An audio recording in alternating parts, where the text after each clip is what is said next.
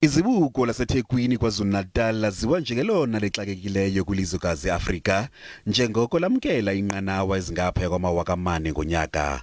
Umongameli weli umnumzana Cyril Ramaphosa, umphathiswa wezothutho umnumzana Fikile Mbalula kwakunye nomphathiswa wamashishini karhulumente umnumzana batyelele izibuko bezokuhlola kusebenza kwalo njengoko ngaphambili bekhalazelwa ingxinano kulo. Durban Port is a national asset.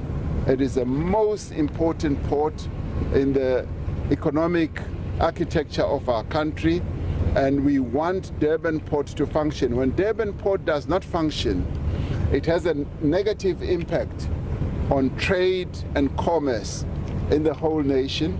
Ukanti abasebenzi kwelizibuko nabangamalungu esathawu bavakalise ungaxoli ingxelo engaqinisekiswanga yokuba elizibuko liza kufakwa phansi kwenkampani yabucala.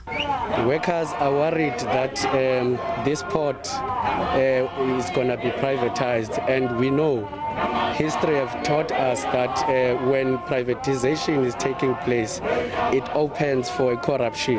Kodwa Umongameli Ramaphosa uzikhabile izingxelo. We're not privatizing Transnet. We are going to be proceeding with what we have already said, that a number of other investments are so big that they require partners to be brought on board. Umongameli uyabongoza amagosa elizibuko kuba aqhubele phambili nokufakana imilomo malunga nezicwangciso zokufuthiselwa kodlunkulu weTransnet eGqeberha eMpuma Koloni. We are going to have an opportunity again to sit with our colleagues. They're part of us and understand where the anxiety is coming from, and we deal with those issues.